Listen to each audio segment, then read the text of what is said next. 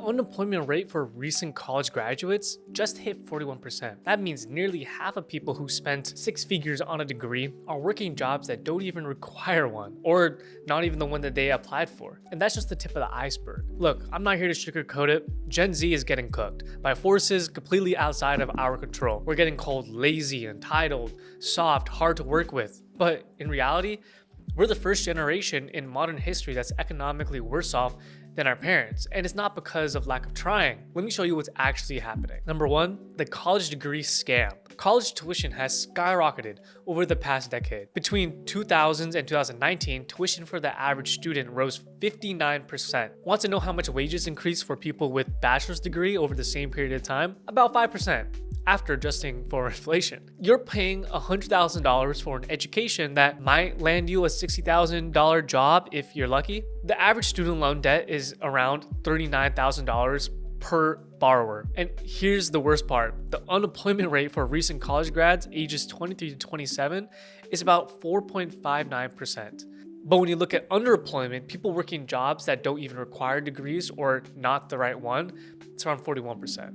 So you're telling me that you spent 4 years and six figures on a degree and you're in a worse position than people who may have not went to college at all? And on top of that, many people with degrees, PhDs, masters are working jobs that have nothing to do with what they actually studied for. The skills and values that companies want are changing faster than universities are adapting.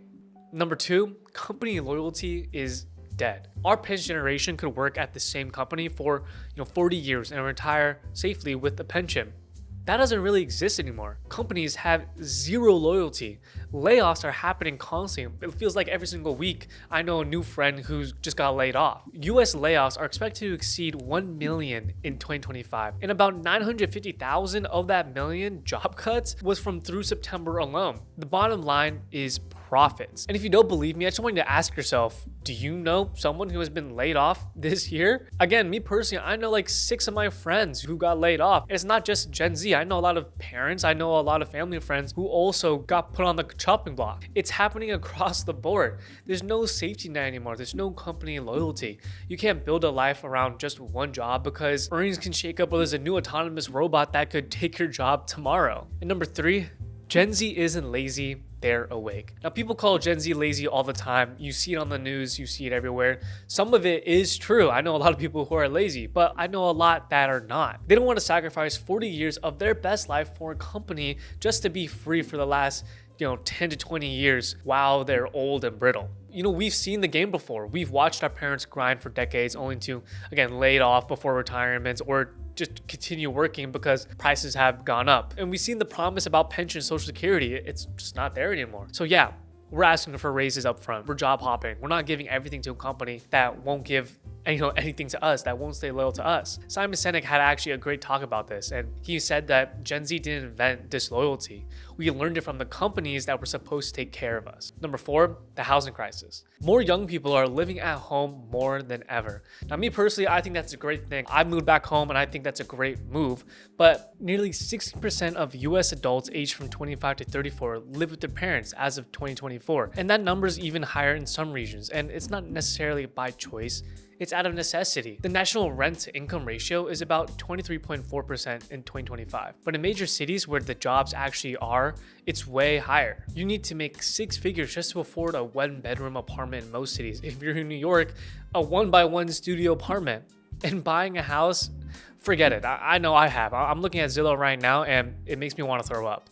Housing inventory is tight, prices are up, and it just doesn't make any sense. It's cheaper for me to keep traveling than to try to afford rent or to buy a house in California. Number five, the social media tornado. On top of all of this, we're the first generation raised on social media, and it's destroying us psychologically. It's like we're playing one big experiment to see what's the damaging repercussions of being on our phones 24/7 or having social media, except, we're the test subjects. Everyone is comparing themselves to everyone all the time. And everyone else isn't just your friend from high school. It's influencers, entrepreneurs, people with generational wealth, or people who look like they're straight out of a fashion magazine. I think I saw this one funny video on TikTok recently that it said that you weren't even supposed to see this many good-looking people. Maybe there's one good-looking person in your tribe if you're lucky, but nowadays, you scroll, you see people who are benching 3 plates. You see people who are fashion models, and it's just everything that you see. And even for my bros who are into fitness and health, benching 2 plates used to mean that you're an official,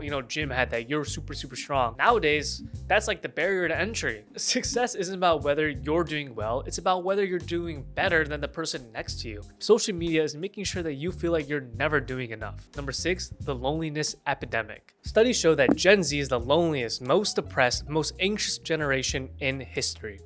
About 18.3% of US adults report currently having or being treated for depression in 2025. Globally, loneliness is linked to over 871,000 deaths annually, according to the WHO. Fewer people are dating, marriages rates are going down, birth rates are plummeting because having kids are too expensive. And me personally, I know a lot of friends who haven't even talked to a girl or boy, and everyone's relying on dating apps. They're not going outside, they're just at home swiping, which is literally designed to keep you single, subscribed, and on their app forever. And this is kind of the paradox. Because of social media, because of the internet, we're more connected than ever, but we've never been more alone.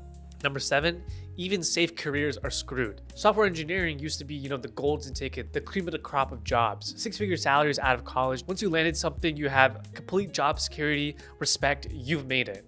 Now, even software engineers are struggling to find work. Tech layoffs are at an all-time high. Part of those 950,000 job cuts in 2025. And me personally, I know a lot of people who are software engineers or work in STEM who either got laid off or are still struggling to find a job. And so if the cream of the crop safe career path is, unstable, what's left? And I'm not sure how it is all around the world, but I even heard from some friends that even the trade jobs are having a tough time. It's super saturated. There's tons of plumbers, tons of technicians. There's not a lot of openings for trade schools, and it's very competitive. Number 8, no funding for anything that actually matters. This may be subjective, but academia, cut.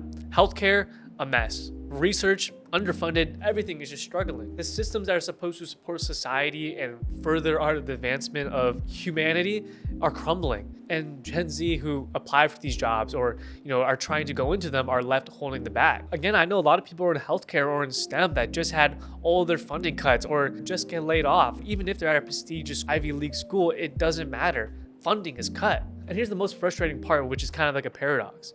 Gen Z has access to the best tools in human history to create wealth. We have AI, the internet, social media, online education, the ability to start business with literally $0. We should be the wealthiest, most empowered generation ever. Instead, we're the poorest, most depressed, most economically hopeless generation in modern history. So how does that make sense? Now look, I'm not here to just complain. Again, like I know a lot of people who got laid off and got screwed, I know a lot of lazy people. There are opportunities out there, but we have to really acknowledge the reality first. This game is rigged. The system isn't built for us. And the old playbook that we were handed down and sold on, go to college, get a job, work for 40 years, it doesn't really work anymore. And so what do? Well, we need to adapt. We need to build new systems, new rules, new layouts, and we need to create our own opportunities. And that's the main reason why I created, this channel and started posting on social media in the first place. I want my generation to be the wealthiest it is. And although I can't do everything and I don't know how to fix everything, I can do my part and help people become more financially literate. So if you're here, if you're in your 20s, if you're in Gen Z, thank you so much, and I hope the best for you. And if you want to learn how I'm building my wealth despite all of this, I made a video breaking down everything right here. Check it out. And please like, subscribe if you enjoyed. Until next time.